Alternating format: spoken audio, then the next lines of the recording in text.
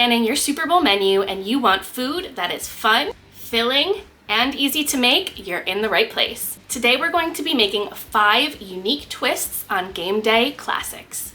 All perfect for feeding a hungry crowd without spending all day in the kitchen.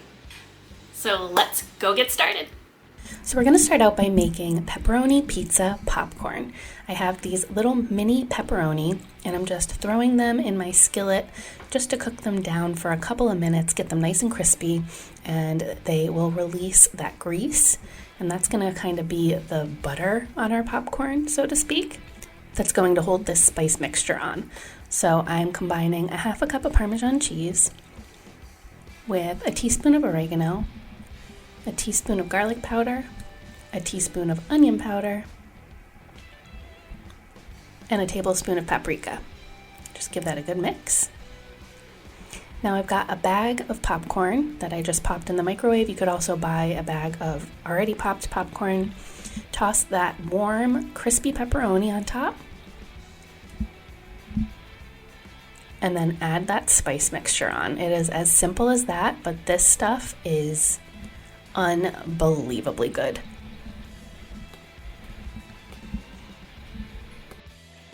It kind of reminds me of the pepperoni pizza combos. Have you guys ever had those? I haven't had them since I was a kid. I don't even know if they make them anymore. If they do, I'm going to be looking for them.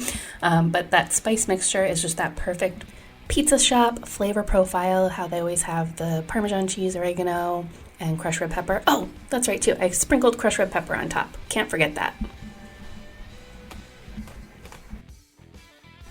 So now onto our Philly cheesesteak sliders. I have 1 red bell pepper, 1 green bell pepper, and an onion just diced.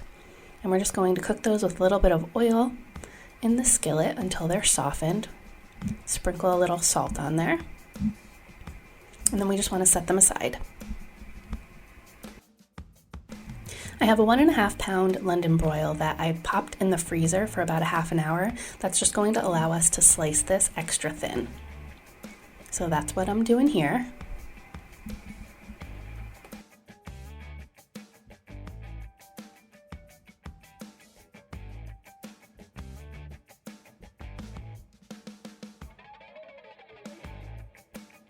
Then I just added them to a bowl and we're going to season up this beef. So I am just going to put some garlic powder, onion powder, salt and pepper, and just give that a good mix so it is all evenly coated.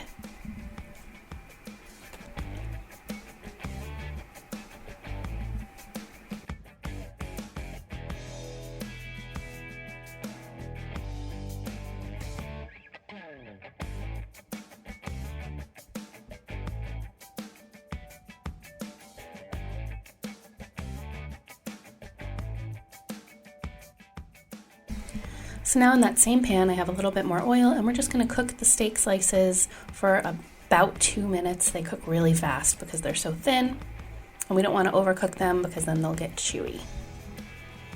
And we also do not want to overcrowd the pan, so we're going to have to do this in a couple of batches.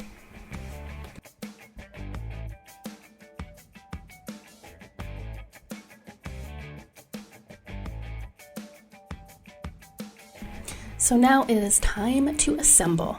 I have a package of the King's Hawaiian sliders, just cutting those down the middle, leaving them all connected. And I'm just going to spread some mayo on both sides. Use as little or as much as you like.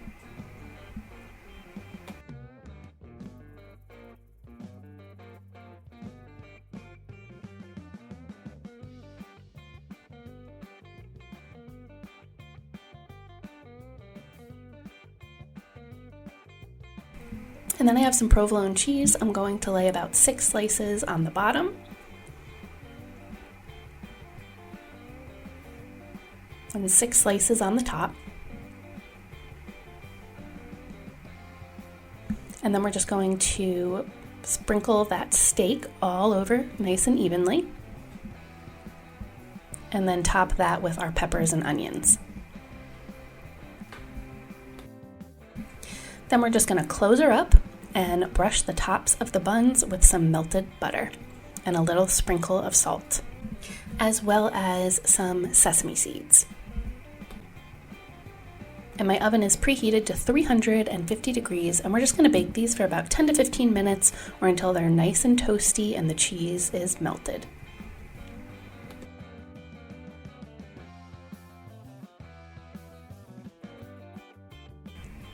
Then we're just going to let them cool for a couple of minutes and then slice them up, and they're ready to serve. I mean, is it really game day without sliders? And the possibilities are endless. You've got to love ham and cheese sliders, buffalo chicken, Italian combo, but these babies are at the next level. They are so unbelievably good.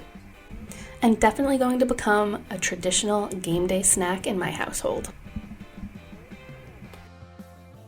Now we're going to do a twist on traditional buffalo wings and make a buffalo chicken pizza. So I'm just making some buffalo sauce, about 2 tablespoons of butter melted, mixed with about a cup of hot sauce. You could also just buy a bottle of pre-made buffalo sauce. And then I have some popcorn chicken that I just cooked according to package directions, and we're gonna toss that in there. Now I've got my pizza dough. I'm just dimpling the dough a little bit. You don't want to overwork pizza crust or you lose a lot of the chewiness and lift in the crust. And I'm just stretching that out and placing it on a floured piece of parchment paper. Then I'm just spreading some blue cheese sauce on here. You could also use ranch if you prefer that. And then we're just going to top that with some shredded mozzarella cheese and the buffalo chicken along with the extra sauce. And we're going to bake this at 450 to 500, ideally as hot as your oven can get. I have a pizza stone that I keep in my oven and it preheats. And this is my new favorite hack because I am awful at using a pizza peel. I don't know how people can whip the pizza off onto the stone. So what you do is you take this piece of parchment paper, just slightly larger than the pizza, and you put the whole thing right on the pizza stone. I know parchment is only graded to about 425, but if you're worried about it, you can just leave it on for a couple of minutes and let the crust harden up, and then you can rip the parchment paper out from under the pizza. But I leave it in there the whole time. As long as it's not touching a burner or a flame, it's just going to get browned around the edges like you see. But anyway, then we're just going to top it with some more blue cheese or ranch and some chives. Now another pizza tip, always cut from the middle outward, and then you don't have to try and cut through that thick crust first, and that's what always drags all of the toppings off of the pizza. This is a classic favorite pizza combination where I live, and I love hot buffalo wings, so add it on pizza. It's amazing. Now we're going to make super easy chicken parm rolls. So I have a tube of crescent roll dough, and I just separated the triangles, and then I have 4 strips of frozen chicken tenders that I just cut in half. So we're going to place those in the center of the crescent rolls, top with a little bit of marinara sauce and some shredded mozzarella cheese. And then we're just going to roll them up and place them on a parchment-lined baking sheet.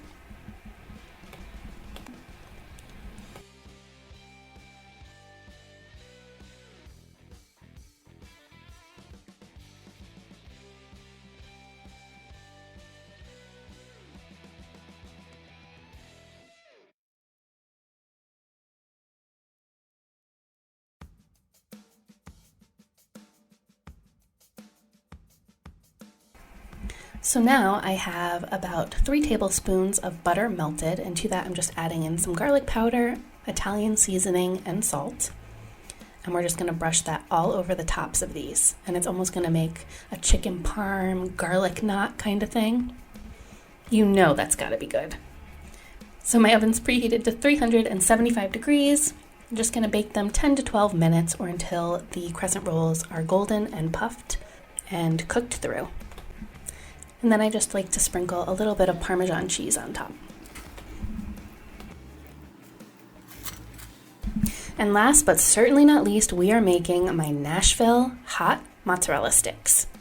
So in one bowl, I am combining 2 large eggs with a tablespoon to 2 tablespoons of hot sauce. Whisk those together. And then on another plate, I have 1 cup of flour mixed with salt, paprika, and cayenne. And then another bowl with about 2 cups of panko. Now I have this mozzarella cheese. I got it in the big brick, and you want to slice it into about 1/2 inch rectangles, 1/4 inch. And you need to freeze these for at least an hour because they will melt and fall apart if you don't. So once you take those out of the freezer, just dip them in the flour, the egg, and then the panko. And I even pop them back in the freezer after this just to make sure they're nice and frozen.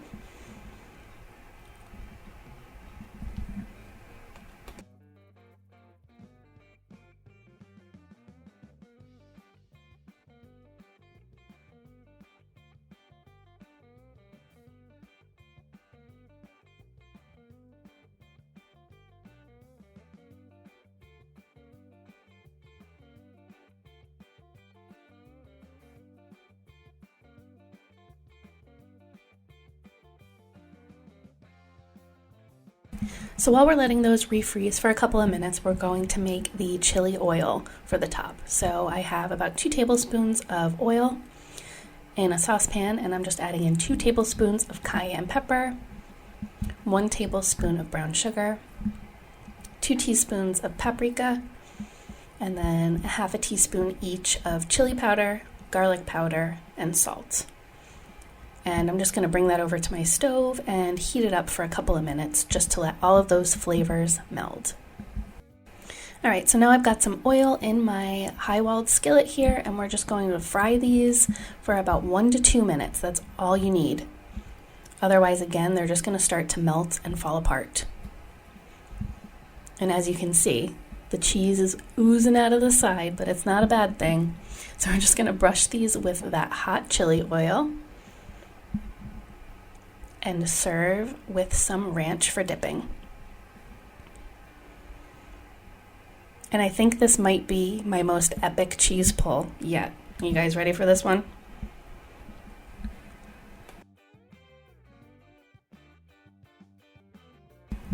These are always the first thing to go at any kind of game day or Super Bowl party. They're just the perfect combination of crunchy and gooey, spicy and sweet. I am craving them so badly right now. And there you have it, 5 unique twists on classic Super Bowl dishes. I really hope you enjoyed coming along with me and making them. If you did, definitely hit that thumbs up down below. It really helps out my channel.